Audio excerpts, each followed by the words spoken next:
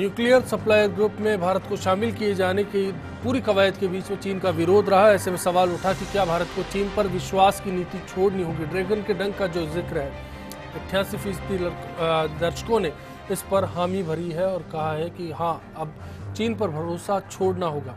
ये तस्वीर किस तरह से इस सियासत में देखी जानी चाहिए, साउथ एशिया में देखी जानी चाहिए, भारत की विदेश नीति में देखी जानी चाहिए? करोड़ी सिंह जी, देखिए, जो हमने पब्लिक ओपिनियन की बात की है, हो सकता है पब्लिक ओपिनियन का इस तरह का हो, लेकिन चीन और भारत 50s के और 60s के नहीं हैं। आज चीन और भारत दोनों में तस्वीर बहुत बदल चुकी है, तो नई समस्याएं हैं, तो नए तरीके हमें निकालने होंगे। और हम ये मान के चलें भारत और चीन में कोई युद्ध की संभावना वो असंभव है, क्योंकि राष्ट्रों के बीच युद्ध होना अब लगभग असंभव है। तो युद्ध का तरीका बदल चुका है, ग्राउंड बदल चुका है। तो भारत और चीन को एक ऐसा जो रे ऑफ होप मुझे लग रहा है, दोनों में सिविलाइजेशनल पार्टनरशिप हो सकती है। दोनों की सिविलाइजेशन में एक तरह से वर्ल्ड व्यू दोनों का एक जैसा है, और इसके लिए वेस्टर्न सिविलाइजेशन का जो इन्फ्लुएंस बढ़ रहा है उसको काउंटर करने के लिए दोनों पार्टनर हो सकते हैं। और उसमें शी जिनपिंग और मोदी जी की जिस तरह केमिस्ट्री है, जिस तरह का दोनों में डायलॉग चल रहा है,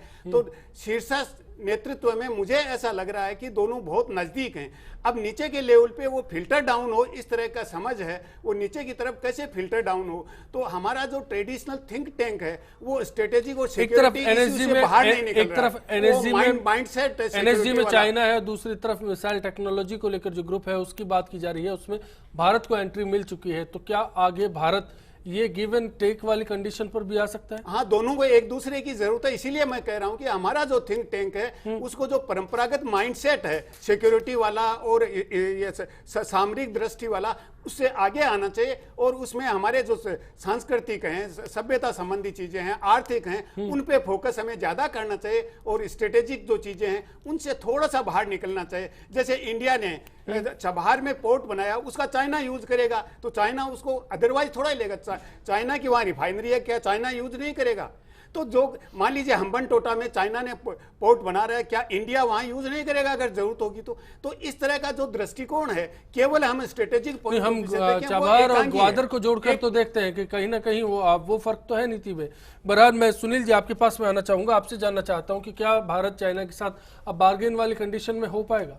नहीं, देखिए, बार्गेन वाली कंडीशन में सर्टेनली है, और समय के साथ साथ ये बार्गेनिंग पावर और बढ़ेगी। रीजन इज बीइंग अभी भी जो हम लोगों का उनके साथ ट्रेड है, that is really very big trade, बहुत ही बड़ा हमारा मोदी के पास एडवांटेज है। हाँ, सर्टेनली वो एडवांटेज है। और आप ट्रेड को अगर आप एक डिप्लोमेटिक पॉलिसी के रूप के अंदर अगर आप इस्तेमाल करें तो आई थिंक कि हम उसको एक तरीके से टेम कर सकते हैं। मैं चाइना को टेम करने की बात कर रहा हूँ थ्रू ट्रेड। तो थ्रू ट्रेड हो सकता है, या बहुत सारी चीजें हैं जो जियो पोलिटिकली, जैसे अब अभी आप ये कर रहे हैं भाई वो पाकिस्तान को अगर हेल्प करता है, तो हमने ब्रह्मोस वियतनाम को देने की बात की, या स्प्रैटले के अंदर या बाकी जो द्वीप समूह है वहाँ हम ऑयल एक्सप्लोरेशन की बात कर रहे हैं। मालाबार इस बार हमने चाइना सी के अंदर हमने वहाँ पे एक बहुत बड़ी वॉर एक्सरसाइज की। मगर क्वेश्चन एक है कि ये सब करते हुए आपको कुछ बातें रियलिस्टिक भी समझनी पड़ेंगी, जो मैंने अभी भी बात बताई कि उन 2035 के अंदर इंडिया और चाइना की इकोनॉमी ऑलमोस्ट 8 पार होगी। हमारे उनसे लड़ाई वाले रिलेशन भी रहे हैं।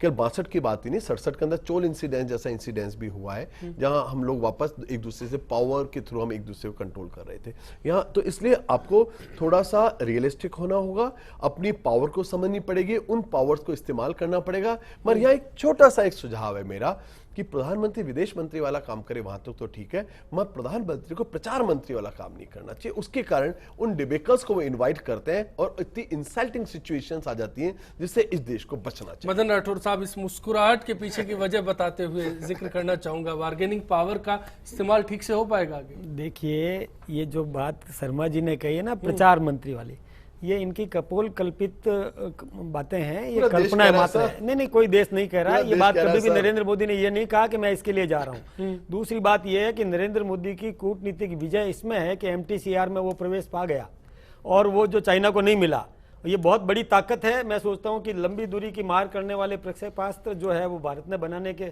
और इसमें प्रवेश कर लिया, और जो चाइना के पास में नहीं है। अब चाइना अब NSG में जो कुछ भी हमको मिल पा रहा था वो सब शक्तियां हमारे पास में है, हम कोई आज मोहताज नहीं है उसके। ठीक है, एक सम्मान की बात जरूर होती थी और उसके लिए हमने कूटनीतिक प्रयास किए, इसमें कोई दो राय नहीं है।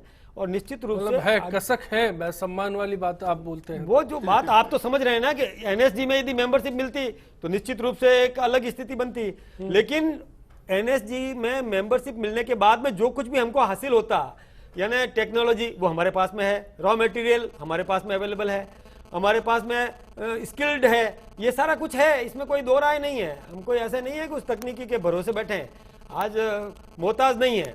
और ये प्रयास तो सभी ने किया है, 2008 में कांग्रेस ने किया, वो भी विफल रही है, कोशिश का हिस्सा है। तक चाइना पर भरोसा की बात करते हैं, कोई नरेंद्र मोदी ने भरोसा नहीं किया, आपने किया, कांग्रेस ने किया, हिंदी चीनी भाई भाई। चलिए मैं अब आरोप पर नहीं आता हूँ, आखिर 2 मिनट बचे हैं। रमन नंदा जी आपसे सुनना चाहूंगा मैं पूरा इस पे कंक्लूड कमेंट जानना चाहते हैं कि दरअसल होना क्या चाहिए, डिप्लोमेसी में बदलाव, फॉरेन पॉलिसी का नजरिया देखने का कुछ अलग हो। चीन एक इतना परिपक्व देश होते हुए भी, हजारों साल का इतिहास समेटे हुए भी, पाकिस्तान जो कि इस्लामिक दहशतगर्दी का गढ़ बन चुका है, उसके साथ इतना मजबूत गठजोड़ दिखा रहा है जो कि एनएसजी में नजर आ रहा है। इसके बाद भारत को न केवल पाकिस्तान के प्रति सचेत रहना चाहिए बल्कि चीन के प्रति अत्यधिक सचेत रहने की आवश्यकता है। और दूसरे, चीन के प्रति सचेत रहने की प्रक्रिया में भारत को अपने आप को सामरिक दृष्टि से, सैन्य दृष्टि से और आर्थिक दृष्टि से भी मजबूत रखना होगा। और तीसरी बात, 2016 1962 नहीं है जब चीन ने आक्रमण कर दिया और भारत ने वायुसेना का भी इस्तेमाल नहीं किया। और रही बात चीन की सैन्य शक्ति भारत से बहुत ज़्यादा है, तो चीन का वर्ग क्षेत्र भी जिसको डिफेंड करना बहुत ज़्यादा है। चीन को जापान के साथ अपने मसले सुलझाने, चीन को इंडोनेशिया के साथ, फिलीपींस के साथ, मलेशिया के साथ वगैरह वगैरह वगैरह। भारत के इतने देशों के साथ पंगे नहीं, इतने देशों के साथ समस्याएं नहीं है। तो भारत सामरिक दृष्टि से, सैन्य दृष्टि से उतना कमज़ोर नहीं है जितना भारत 1962 में था। तीसरे, भारत की जो डेमोग्राफिक प्रोफाइल है, चीन भी बूढ़ा होता देश है, डेमोग्राफिक प्रोफाइल देखो, भारत एक जवान देश है, तो भारत उठान पर है, चीन अपने उठान के प्लेटू पर आ चुका है। तो भारत को चीन के प्रति निस्संदेह सचेत रहना चाहिए। ये जो नारेबाजी है कि सब परिपक्व देश हैं, हिंदी चीनी भाई भाई, एक बार भारत वो गलती कर चुका है, दोबारा भारत नहीं कर सकता। चलिए, तस्वीर जैसे भी बदलेगी हमारी नजर लगातार उस पर बनी रहेगी। फिलहाल के लिए इस डिबेट में इतना ही। सभी मेहमानों का शुक्रिया अदा करते हुए आप सभी से इसी उम्मीद के साथ विदा लेना चाहेंगे कि आने वाला कल सबके लिए आज से बेहतर साबित हो।